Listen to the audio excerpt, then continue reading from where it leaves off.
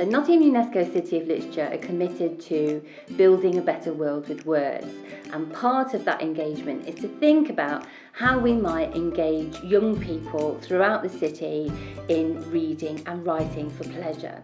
The MyVoice competition is essentially opportunity to hear from people who might not ordinarily get a platform. I think a competition like this could inspire young people in Nottingham because it gives you the ability to express yourself. It just provides the opportunity of getting something down and finding your own voice through the practice of writing. We've had people writing poetry, we've had people writing short stories, we've had extracts from screenplays. The quality genuinely has been absolutely fantastic. It's been really difficult to make decisions on the pieces. I found myself leaning towards a lot of the poem entries, which I really enjoyed. We've loved the entries which really stood out as being fantastic examples of entertainment, exploration and enthralment. The shortlisted pieces were so different and so great all in their own way. Some really good writing, some really thoughtful pieces and some really empathetic pieces. It's been a joy to see people express their communities and their standpoint and know that they have a right to be heard. That's what it's about, listening to the voices of young people. It's been great fun discussing our favourites and coming up with some fantastic winners.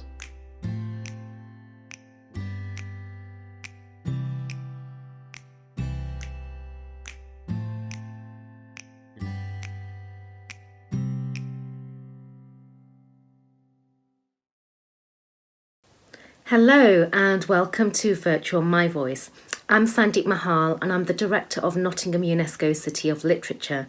Thank you so much for joining us today, and a huge thank you to Rebecca Goldsmith who captured the judging process in the short film you just saw. We'll be seeing another film from Rebecca later. No doubt you, like all of us here at City of Literature, were deeply disappointed by the cancellation of the Celebrating My Voice event last month. Today, though, we bring you so much of what we had planned to do online rather than in person. And I just want to take a moment to say a huge thank you to all our fantastic young winners and schools, as well as our brilliant judges, our special guests, and all our creative partners, and our fantastic funder, Arts Council England, for their understanding and willingness to move this event online. Now, during this challenging time, we've had a taste of what many people in our communities face on a daily basis: loneliness. Self-isolation amid the coronavirus pandemic has forced us to confront what it feels like to be alone. More generally, the epidemic shines a spotlight on many failures in our society. Vulnerable people are most at risk from the virus, while others struggle to make ends meet in a struggling economy. In a way, by postponing Celebrating My Voice, we were ultimately forced to silence the voices of the very young people we sought to elevate when we launched the My Voice creative writing competition last September. My Voice is all about encouraging young people in Nottingham and Nottinghamshire to submit short stories, flash fiction, poetry, script, as well as digital content on the subject of social justice. The winners were all decided at the end of January and published in a special anthology that we are officially launching today. It's called Speak Up, and you can find a free digital copy to download from our website. And you can find the link to the anthology in the chat room. Now, a lot has changed in the intervening months. In the autumn and winter, when the entries to the competition were flooding in, wildfires consumed swathes of the Australian bush, devastated arable land in California, and tore up the planet's lungs in the Amazon rainforest in Brazil. For lots of the entrants to the competition, social justice understandably meant climate crisis, and they had the perfect hero in Greta Thunberg. But with the rapid spread of the coronavirus, an optimism has emerged that suggests that climate change is being reversed because the wheels of industry have come to a grinding halt. It certainly provides a moment to reflect on how we might adjust our lives to live more sustainably. Two of the anthology's other major themes are violence against women and racism. And these now take on an added significance in this crisis. Recently, it was shown that people of colour are more likely to contract the virus, and a devastating study revealed that domestic violence cases are up by 25% in the UK. Though much of the world has changed in the space of a few weeks, the ideas that bind together the Speak Up anthology are more relevant than ever. And we bring you this event knowing how important it is to hear from young people who so clearly understand what's going on in the world today. Over the next hour or so, we'll be announcing our brilliant winners, seeing special performances, and hearing some great advice about writing creatively. I'm also really pleased to say that we have some young people joining us reading their work. Make sure you follow us on Twitter and Instagram so you won't miss any updates. And give us a follow on Twitch while you're here. All of our social media handles are the same. It's NOTTM, City of Lit. Now, we take our first adventure into Twitch, and I am really excited by the prospect because it means we can continue the conversations and congratulate our fantastic winners. This is your chance as well to ask us, the winners, our special guests, and our judges any questions. You don't need to register on Twitch to watch the event, but you will need to sign up if you want to ask us a question. And you can do that by clicking on the sign up button in the top right hand corner of the screen. And while you're doing that, we're going to get stuck in and announce the first of our judges, novelist Bally Rai. Please give it up for Bally.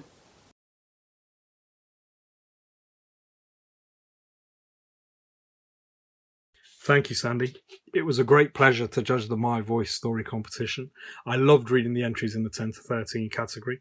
The entries are filled with an energy that you probably only really find in the younger age category. It's certainly been my experience. My fellow judge Georgina called it sass, and she was bang on the money. This is a category filled with sass. It takes in urgent issues such as climate change, domestic violence, and does so with dramatic effect. Haroon Altaf's story was filled with the sass that Georgina mentioned, even taking a cheeky jibe at the boomers apparently not up to the task of saving the planet, which is a pretty timely sort of pointer right now, considering the situation we're in. So I'm not sure we can really argue with you there, Haroon. It was a fantastic story and we loved it. Emily Royston's story was brutal in its depiction of domestic violence, sobering too, absolutely thought-provoking and a wonderful piece of writing. Svetlana Todorova's brilliant poem, Language Barriers, which so cleverly and intelligently uses the challenge of learning a new language as a metaphor for a person's migrancy. We expected these issues to come, and we were glad that they featured in the work we read. But what was particularly refreshing about this category was the way that two writers, Ayana Sen-Handley and Maria Sebi, wrote stories about friendship. It's a reminder to us all, particularly right now, that we can't achieve any of the social justice ambitions that we dream of without the support of people we love. In fact, we can't achieve anything without the support of the people we love. In these peculiar times, our choice to include two works about the importance of intimacy and friendship take on an added resonance. Once again, I'd like to say a huge congratulations to all the entrants and especially the winners of the category. Enjoy. We obviously can't see you in person, but the winners are Maria Sebi, Emily Royston, Svetlana Todorova, Ayana Sen-Handley, and Haroon Altaf. We look forward to seeing what you can all do and achieve next. Do take care, stay safe, and we'll see you soon, hopefully. That was Bally Rai there, announcing the fabulous and energetic 10 to 13 age category. Congratulations once again to Maria, to Emily, to Svetlana, to Ayana, and to Haroon. Now, MyVoice was originally designed as a creative writing competition, but it soon expanded into a creative writing intervention for young people at risk of serious violence. Our very own Becky Cullen worked with primary schools and with youth offending teams across Nottingham and Nottinghamshire to encourage creative writing. And I want to give a special thanks to Police and Crime Commissioner Paddy Tipping and to Nottinghamshire's Violence Reduction Unit for their support and funding of young voices. We were so pleased to see so much creative output and to see so much enthusiasm for creative writing, especially poetry. And I especially want to thank the writers who inspired that creativity. Nottingham's very own poets, Bridie Squires, Ali Stoneman, Pania Banjoko, Joshua Judson and Tuesday Shannon, Nottingham's young adult author, Paula Rawsthorne, and my boy from Derby, Jamie Thrasavuli. Thank you so much for doing such important work. Their sessions included a series of stunning I Come From poems. A friend of Nottingham City of Literature, Pippa, reads one of them for you now. I Come From, a poem by Nottingham UNESCO City of Literature Young Voices. I come from a place where the weather's always changing, where the days are same old, from rain and sun, heavy traffic and fields, city and countryside. I come from a busy house in a crowded neighbourhood, where everyone knows each other, a family who I love the way they are. From a mum who stands tall as a protective shield and a dad who guides me on a straight path. I come from a family who believe dream big or don't dream at all. I come from India, Pakistan, Spain, Cyprus, Russia, Poland, England. From a long line of relatives who were probably famous, maybe evil royalty or even pirates. I come from Goose Fair, Robin Hood, noisy children on the playground, bike rides, bus rides, lifts to school. I come from basketball, football, dancing. I come from parkour, bike rides and hopping off high ground. Writing, art and drawing, video games, swimming on a Saturday and church on a Sunday. I come from the summer beach and Christmas market on Slab Square. The weekends of shopping at JD Sports, Claire's Accessories, Primark and charity shops. I come from pineapple-free pizza, Mum's famous biryani, fish and chip Friday, chicken nuggets, KFC 3 times a week, tomato soup made from homegrown tomatoes. I come from Centre Parks, Rufford Abbey, Skegness Holidays and White Post Farm. I come from the optician. I come from a world of contortion. I come from sleep. I come from a world of fashion, earrings, bracelets, chokers, rings, scarves, dresses, high heels, plaits, glasses. From untidy bedrooms, overloaded bins, unmade beds. Clothes everywhere, PlayStation, iPad, Nintendo, TV. I come from gloomy, dark, littered, strewn streets, red brick houses, factories, takeaways, local shops, leisure centres and hospitals. From pollution, plastic, people smoking and a man I saw collapse on the pavement. A gang smoking and doing graffiti, sounds through the night of music, talking and motorbikes. I come from never imagining myself without my family, from annoying little brothers and sisters that stamp, and hamsters, cats, dogs, and guitars, ukuleles, pianos and trumpets. I come from Nottingham. A huge thank you to all the young people who took part in the Young Voices project. They're all absolutely terrific, and we look forward to seeing more of your creative work when you return to school. Now, up next is Leanne Moden. Leanne is one of our own at City of Literature and an outstanding poet. She's stepping in for the MyVoice judge Georgina Wilding, who sadly couldn't be with us today. And Leanne is going to be announcing the winners of the 14 to 16 age category. So please let's give it up for Leanne. Hi everyone, my name's Leanne and I work at Nottingham City of Literature.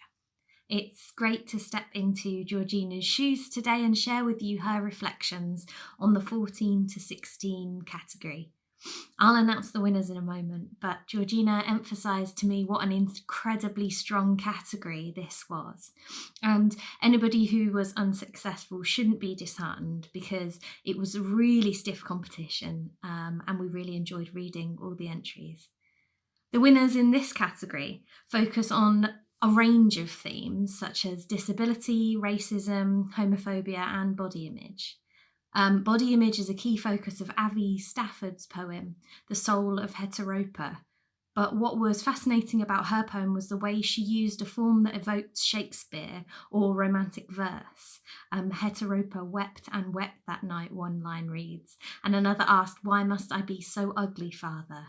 Bringing together anxieties over body image, Abby uses an old form to raise an issue that's still relevant today. And that's the standards of beauty that women are made to feel that they need to live up to. This technique was fascinating to Georgina and the other judges because it put a spotlight on young voices and implied how young people may need to modify their voices to be heard in a climate where they can be routinely ignored by the powerful. Although Abby is a great example, all the winners in this category hit you in the gut with their powerful accounts.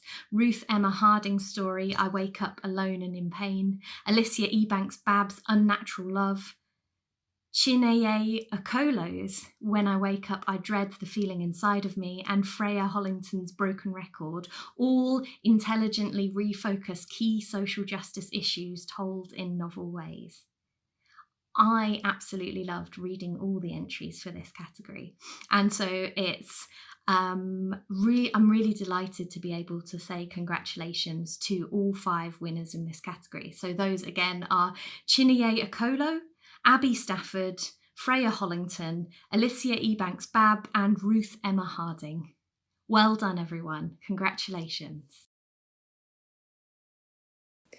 A huge thanks to Leanne and congratulations again to all the 14 to 16 category winners, Chinene, Abby, Freya, Alicia and Ruth. Now, just a quick reminder that the anthology has been published and it's freely available to access on our website, but we'll also be sending a copy to each of the winners once we're through the lockdown and back in the office. And if you'd like a copy, a physical copy, please let us know by emailing Nottingham City of Literature, and you can find the email address in the chat. Now, we are absolutely thrilled to be welcoming grime poet Debree Stevenson. She's done so much for Nottingham's bustling poetry scene, and we owe a huge sense of gratitude to her.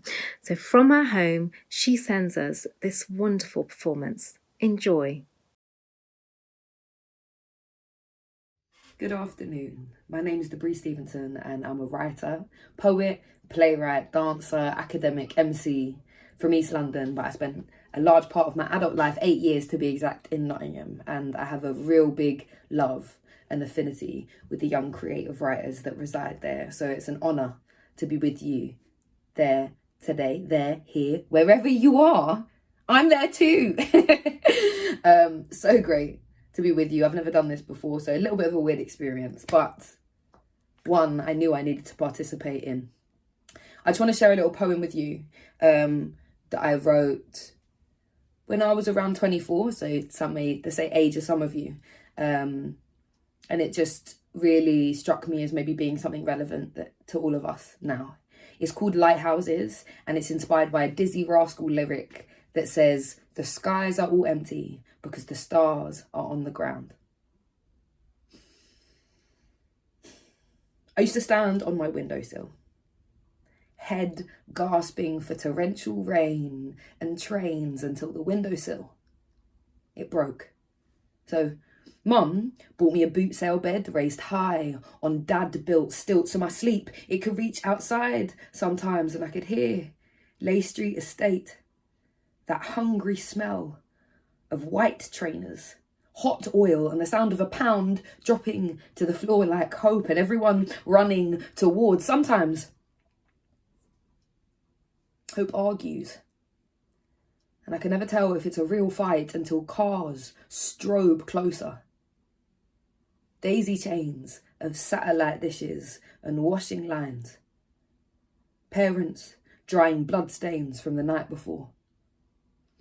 Sometimes I climb out and I sit on the bike shed roof. I drop lyrics down to the younger kids playing and they catch them like apples. Once I fell like my parents warned I would. I caught my hands in the barbed wire between us and the trains.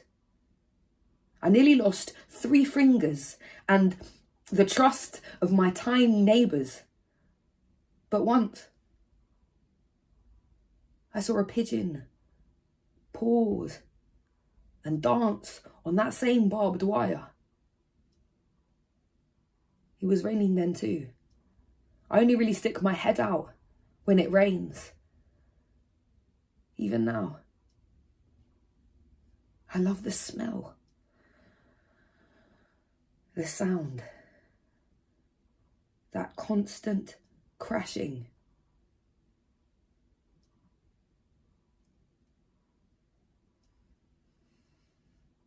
That we know as silence. Thank you.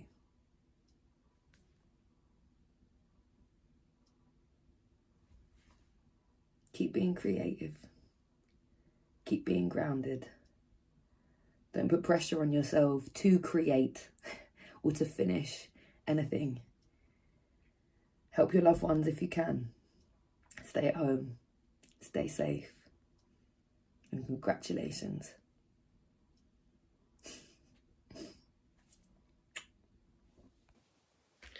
As ever, Debris, that was fantastic. Thank you so much for such an electric performance. And everyone should go and check out Debris's work. We'll add a link to Debris's website in the chat. Right, I'm now going to hand over to Richard Brummel, who is stepping in for the MyVoice judge Kim Slater. Kim writes crime and young adult fiction, and she sadly can't be with us today. So Richard is going to announce the winners of the 17 to 19 age category. Richard was in the room with the judges when the winners were selected, so he's going to give you a little insight into what it was like to be in the judging room.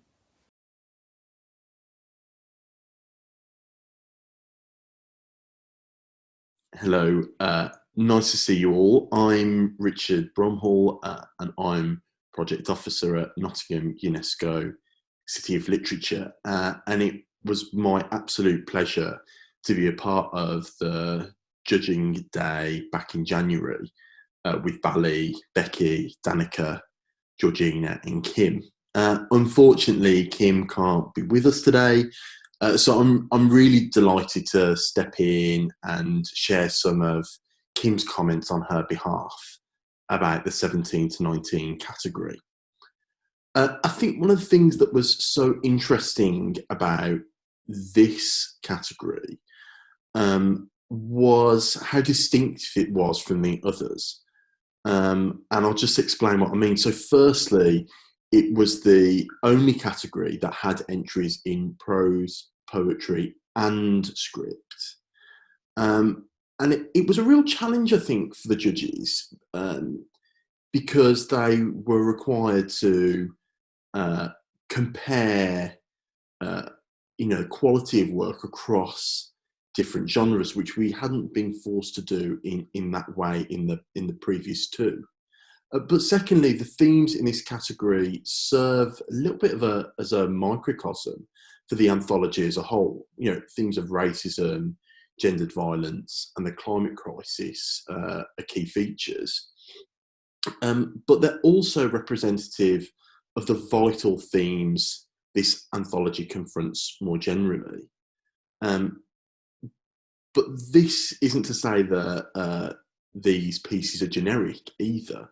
On the contrary, it tunnels into these themes intelligently and with nuance. And, I'll just mention a couple of examples. So Nzua Iyama Abuin script, Your Black is Beautiful, for instance, reminds us how motherhood for Black women means reassuring daughters of their inherent worth against racist abuse. But also in terms of the way sexism diminishes girls' power as they grow up.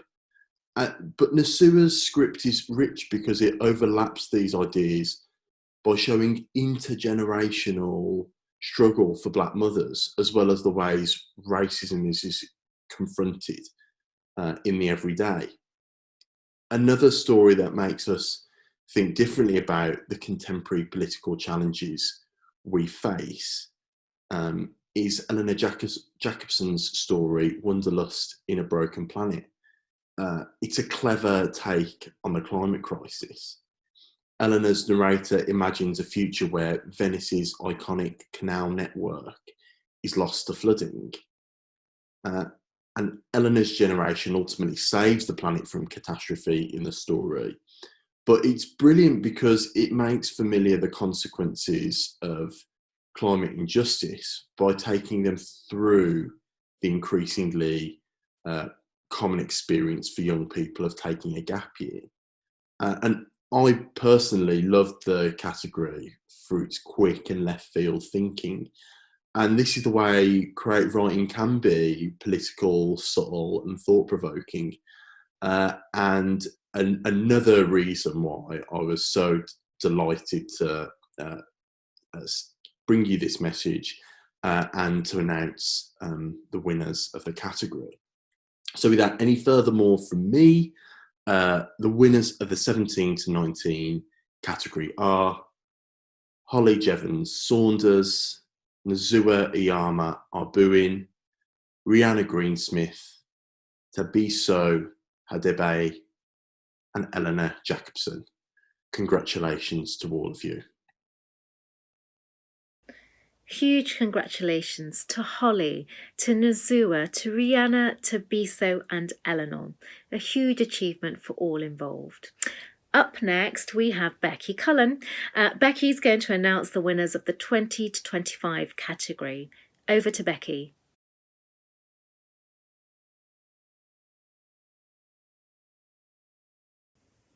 It was a great pleasure to be part of the judging panel for the MyVoice competition, and wonderful to see firsthand the city's young writing talent within our city's rich mix of writing and radicalism.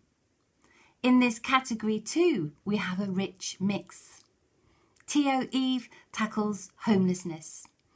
Laura Stanley focuses her powerful poem on climate breakdown. Charlie Dawn Sadler writes on body image.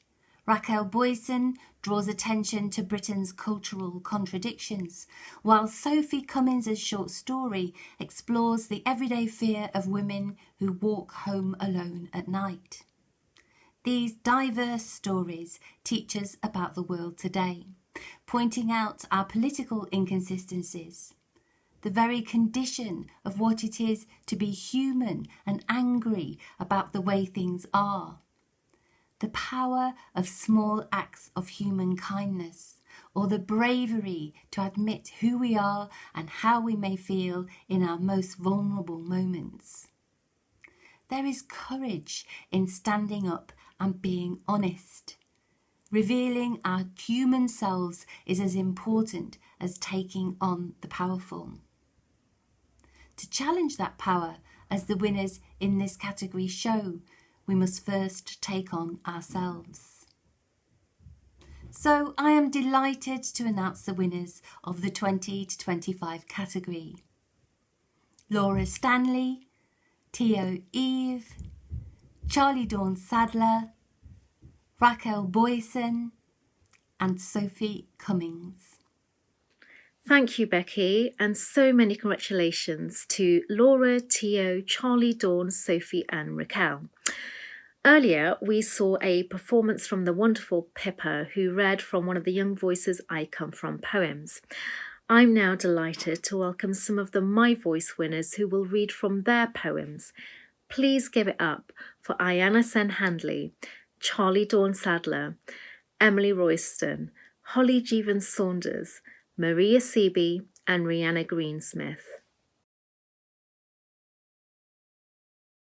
A Muddied Welcome by Ayanna Sen Handley. Natasha, are you ready or are you planning on being late on your first day? Coming, Mum, Natasha called back. She flew downstairs and out the door, too excited to do more than shout a hurried goodbye to her mother. Her anticipation of new friends was reflected in the glow of her golden brown skin. School started well, wrapping up the morning with her favourite lesson, English before lunchtime. She was wandering along the playground, weighing up different ways to say hi, when she was knocked clear into a puddle. As she looked around in shock, a popular girl called Sky hurried past with her adoring entourage. Natasha glimpsed a pale, pretty face which bore a triumphant sneer, and drifting over from the girl gang were titters of, "You can't even see the mud." "I think she could have at least said sorry," said a little voice nearby, helping Natasha up as the others moved away. "And did you hear what Amelia whispered? My mummy would call that racist. My name is Mina, by the way." She tailed off timidly as the bell rang for science. And so 7 solitary days crept past, inching their hours along as if they would never end. Eventually, thank goodness, they did, and Natasha began a new week with new hope. Natasha was rounding the corner to the main gate to school when she almost walked smack into a gaggle of children loitering there. As she regained her balance, she realised that these were the girls from Sky's gang. Sky and Amelia were murmuring together, whilst the others were either smirking knowingly or unsuccessfully smothering excited giggles. No one had spotted her yet, so Natasha stepped out of sight to plan her next move. Finally, after much internal debate, she decided to stroll casually past them, praying that they had forgotten all about her. 1, 2, 3, go! She set off, fixing her gaze in the opposite direction, in the hope that if they did look her way, they would think that she hadn't even noticed them. The gates got closer and closer. Bam! Sky skidded in front of her, barring the way in. She wrenched them open, only to slam them shut behind her, whilst her cronies cackled with laughter. "You're not welcome here." Yet again, Natasha was dripping with mud. She looked down at her sodden shoes and back up again onto a completely different scene. And this one included Mina. She was standing with her hands on her hips, shouting at the now quiet as mice bullies. "Everyone is welcome here. We are all equals, which means treating everyone the same. So if you can't be nice, you can just take your powder puff noses and keep them out of our business." Then, eyeing them menacingly, little Mina added, "Or else." Natasha's mouth fell open. Was this really the same Mina that had shied away from openly helping her? But oh, she thought, Mina had said our business. Natasha had found a friend.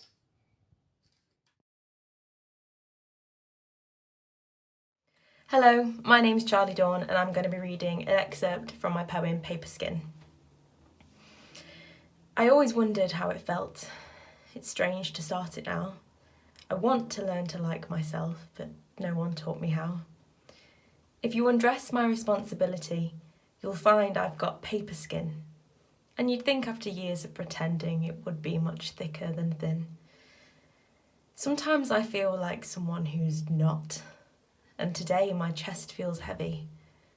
Like someone cut their hand on my broken heart and no one thought to tell me. But all the words you've ever said are preserved in ink inside my head. And all the letters I never wrote are smudged in pencil around my throat.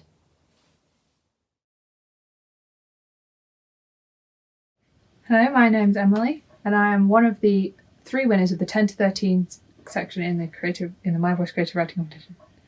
I wrote a story called Snowflakes. It's about a girl who witnesses the physical and emotional abuse of her mother by her father.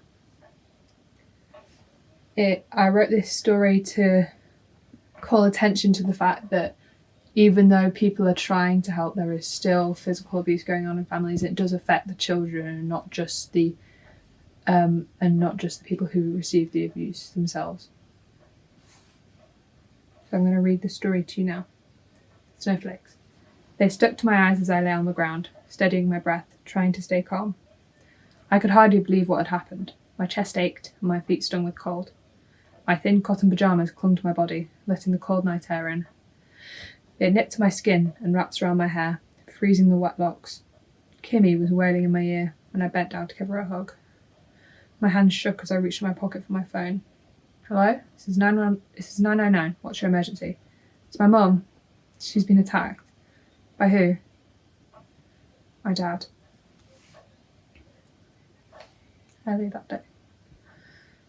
The door opened and the sour, almost mouldy smell of beer and whiskey wafted through the door, and my heart sank through the floor. He was drunk again. I started to bustle Kimmy upstairs, but he grabbed me by the back of the neck and slammed me into the wall. Stomping past, he pushed open the door to his mum's bedroom and started pounding her, punching her face, her neck, chest, anywhere he could reach. Kimmy screamed and Dad knocked her to the ground. I grabbed her and ran down the hall and out of the house before falling to the ground outside in a dead faint. I rushed into the emergency room, hope soaring in my chest, only to find a white sheet pulled over her face. My knees hit the floor and I felt an inhuman moan escape my throat, a sound of agony, despair and horror. She was gone. He'd killed her.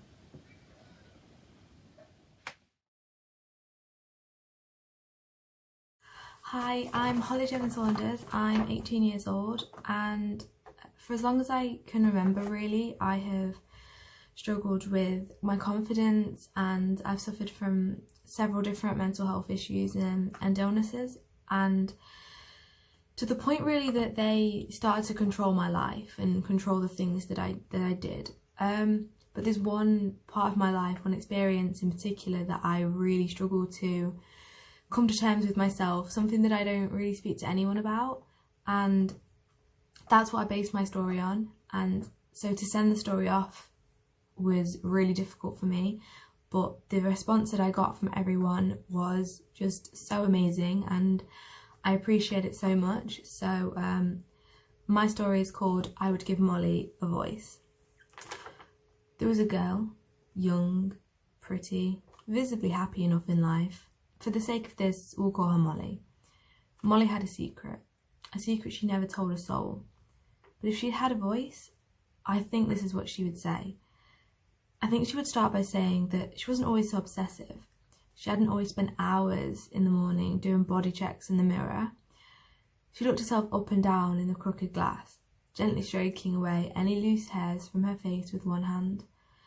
Each day it felt worse than the last to look her frail frame in the eyes and smile. She was far too skinny, she knew that. Her eyes were clearly lacking in any brightness, and it was painfully obvious that she hadn't slept in weeks. The skin sagging around her eyes was dark, spreading its painful purple-yellow veins down onto her cheeks. She moved her hands slowly to the back of her neck. She couldn't see them, but she knew there were more purple tattoos painting her shoulder blades like a disease. People said she should cover them with makeup. But why would she? She never left the house anyway. She knew he'd been watching her from the back of the room. He slowly crept up behind her until Molly could feel the soft brush of his breath warming the nape of her neck. He lowered his head, kissing her crown, sliding his hands around her waist and pulling at the hem of her shirt, his fingertips cold as he brushed them against the bare skin of her hips. All her breath caught once again in her throat, and she had to bite down against her tongue to stop a gasp from escaping her mouth. Molly knew he was a drug. One touch and the intoxication was instant. It spread through every vein in her body, sending his poison tumbling around, warming her from the inside out. In life, we are never defined by the things we think or feel, only by the choices we make. And by that definition, he was a monster. She'd never been afraid of monsters, even as a child. And now, in fact, it was safe to say she had fallen head over heels in love with one. Her monster would spend all day checking she was okay, watching her favourite TV shows and spoiling her with gifts. Her monster had the most magical blue eyes and a smile that dragged her towards him. Her monster didn't have long claws or a dark deformed face or any flaws at all. Her monster wasn't green or purple or brown. Her monster did like purple though. He covered her body in purple. Sometimes for fun, she assumed. Her monster loved her so much that he ran her life for her, kept it all to himself and took away her voice. If I could change the world, I would give Molly a voice. So that was my story. I've always used writing as a way of expressing the way I feel, and obviously that story means a lot to me, and to have won the competition with that story, I don't think I can express how amazing that felt and how pleased I was. So just a big thank you really to everyone involved in the competition, and thank you for hearing my story. My name is Maria. First off, I would like to say thank you to the judges who selected me. So at first, when I found out that I had won the competition, I had a mixture of feelings inside me. I was astonished, and at the same time I was confused. I was confused because out of all the people that had probably had really good, writing skills, I was chosen. Then when I finally got it in my head that I had actually won, I thanked my parents, because when I first showed them the poster about the competition, they were the people that encouraged me when I thought I couldn't actually do it. So they told me to give it a shot, and I gave it a shot, and then I won. Ah, wasn't that just fabulous? It's so fantastic to hear from some of the winners themselves. And if you want to read all of the winning entries, then you can do so by heading on over to the Nottingham City of Literature website and clicking on the link to the anthology, which we will now add to the chat. So now it's my great pleasure to introduce and welcome Derek Owusu. Derek is a writer, podcaster and mentor from Tottenham. He realised his passion for literature at the age of 23 while studying exercise science at Exeter University. Before then, he had never read a book cover to cover, and his introduction to literature came via a short story written by one of our very own, Eastwood-born Nottingham legend D.H. Lawrence. How amazing is that?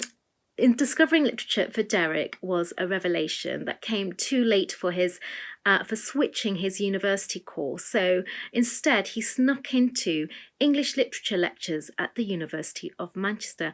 I love that story. I think we should all be doing that. Last year, Derek wrote a wonderful essay collection called Safe, featuring lots of voices talking about being a young black man in Britain. And that reminds me is Derek's first novel. I recommend you go borrow from your local library or buy from an independent bookshop, and do go check out Nottingham's very own Five Leaves bookshop. Over to Derek. Hello, I'm Derek Owusu. I'm an author with Murky Books, and I'm going to be reading 2 short extracts from my new novel in verse, That Reminds Me. I watch a little black boy standing outside a shop, pretending not to be bothered by his white friends inside spending money. I walk over and give him a £2 coin and remind him to eat whatever he buys before he gets home. My mum wouldn't approve, so I know his mum wouldn't either. Wide, his eyes look like mine, and I fall in love with how grateful everything about him becomes. Safe, man, he says. He smells like cocoa butter and Dax, and I follow his scent up to the door and watch as he stands in front of the colourful sugars with snappy names. I know he's savouring being spoilt for choice. I'm sure when he takes a bite of whatever he buys, I too will be satisfied. And a memory comes back to me of the first time I held a £1 coin, given to me by a stranger who smelled like cigarettes and blue magic.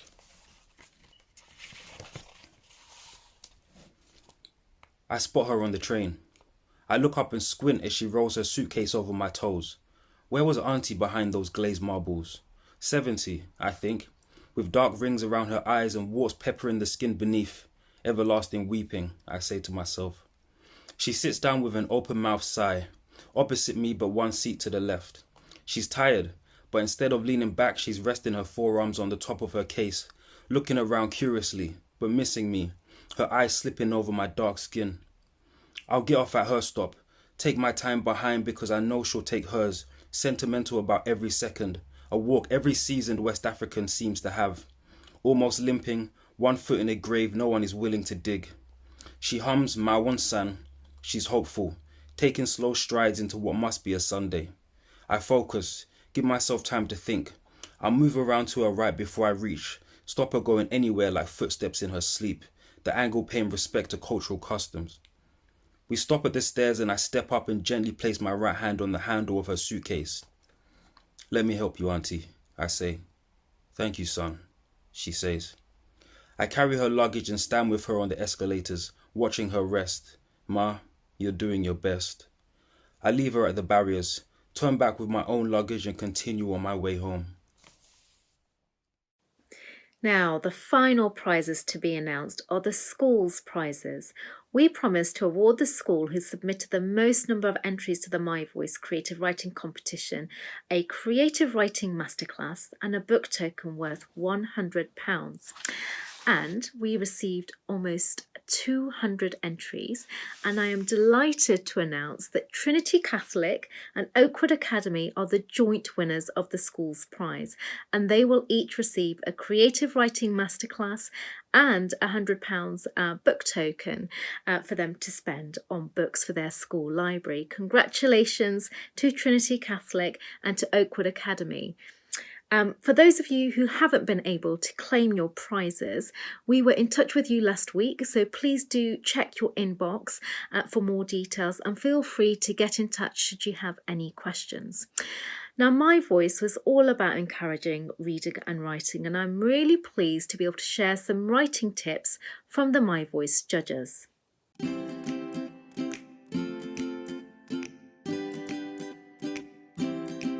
There's something about creative writing which gives people an outlet for their dreams and hopes and aspirations, and also that sense that I wish people would listen to what needs to be put right. The young people of Nottingham have got some serious attitude.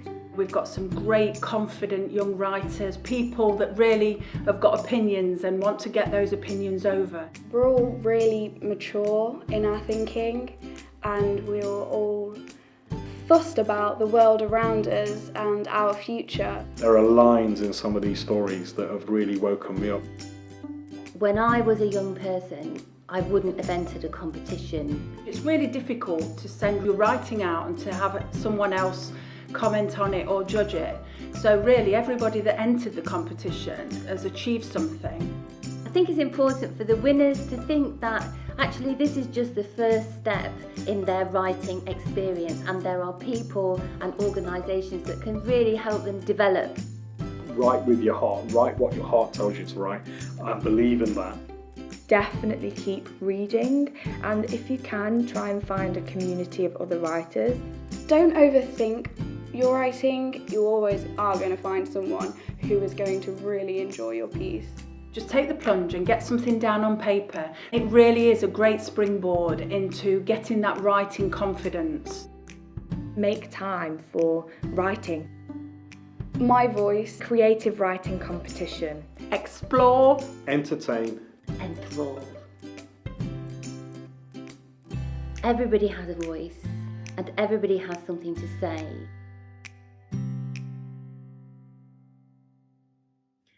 A huge thanks to Rebecca Goldsmith for putting together this film.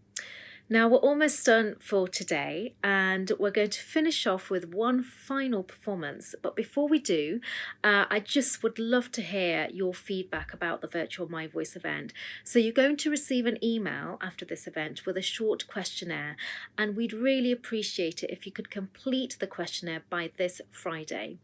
The event has showcased Nottingham's up-and-coming writing talent, and what better way to finish off than with a virtual performance from Nottingham's rising star, singer-songwriter Jerub. Before I hand over to Jerub, I just want to finish off by saying take good care. We're sending strength and solidarity to you all, and to keep reading and writing, and we look forward to seeing you next time. Bye.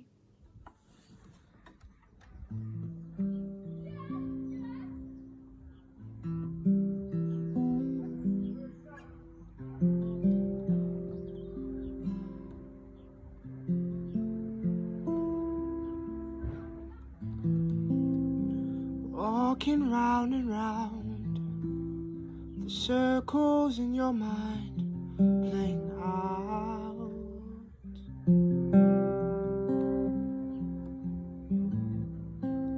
The monsters deep inside, the fears that come alive every night.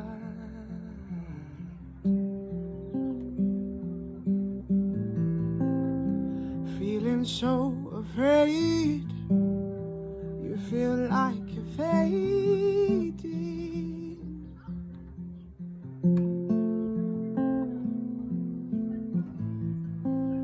When sadness turns to pain, hear the words I'm saying. Oh, oh, oh. Hold on to me.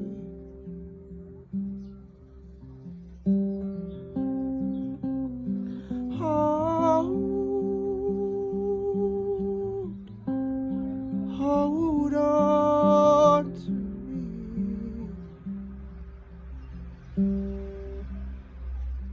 Take my hand and I will guide you home. I'll protect you from the things that roam. Hold you close like you're my own.